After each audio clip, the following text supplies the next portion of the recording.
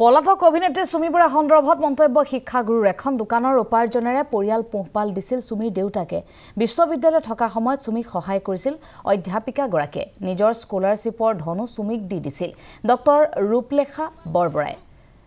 কোভিডৰ সময়ছোৱাত সুমি বৰা তেনে এগৰাকী সাধাৰণ ছোৱালী আছিল কোভিডৰ আগৰ সময়খিনিলৈকে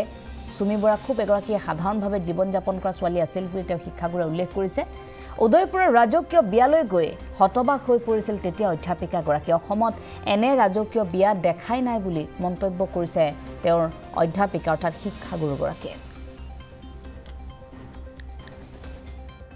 সুমি বৰা ডিব্ৰুগড় বিশ্ববিদ্যালয়ত পঢ়ি থকাৰ প্ৰায় নহয় তাইক মই 2000 চন মানৰ পৰাই পাইছোঁ কাৰণ তাই একেবাৰে সৰু অৱস্থাৰ পৰাই মোৰ ওচৰত শিকিছিলে তাই 10-12-11 বছৰ বয়সত বোধহয় CCRT বুলি কয় যিটো আমাৰ চেণ্ট্ৰেল গভৰ্ণমেণ্টৰ সত্ৰীয়া নৃত্যৰ স্কলাৰশ্বিপ পায় তেতিয়াৰ পৰাই তাই মোৰ ওচৰত নৃত্য শিক্ষা গ্ৰহণ কৰিছিলে আৰু মোৰ তত্ত্বাৱধানত তাই CCRT স্কলাৰশ্বিপো পাইছিলে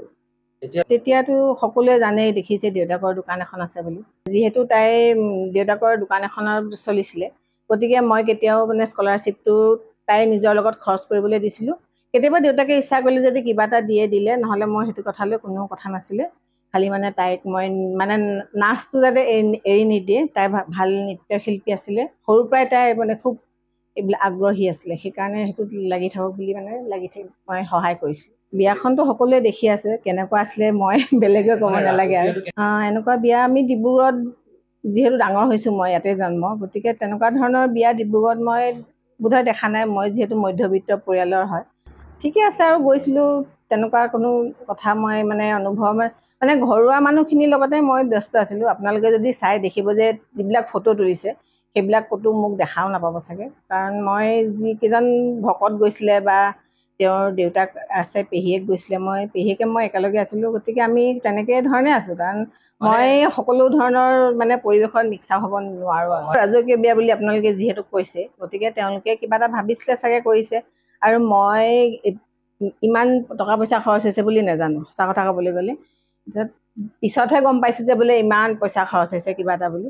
তাৰ যেতিয়া তাই মানে তাত খালি মই দেখিছোঁ যে মানে ঘৰ চৰ ধুনীয়া এনেকুৱা ধুনীয়া ঘৰ মানে আমাৰ ইয়াত নাইও মই তহঁতৰ পথে যথেষ্ট পইচা খৰচ হৈছে আমি যিটো সাধাৰণতে আৰু ছাত্ৰী হিচাপে মই কৈছে এইবিলাকতনো কিয় পইচা খৰচ কৰিব লাগে বুলি মই টানকৈ তাইক গালিও পাৰিছোঁ অৱশ্যে দেই সেইটো কথা তাইক জলদি কৈছোঁ যে এইবিলাকত পইচা খৰচটো বোলো জীৱনত একো লাভ নাই এনেকৈ কৈছোঁ আৰু সাধাৰণ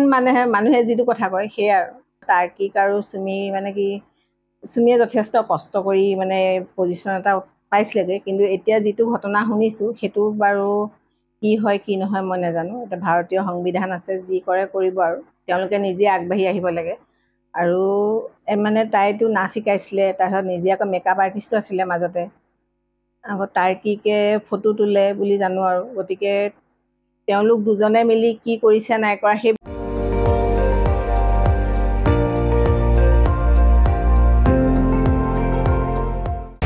আপুনি চাই আছে ND24 সৰ্বশ্ৰেষ্ঠ নহয় সৰ্বোত্তমৰ দৌৰ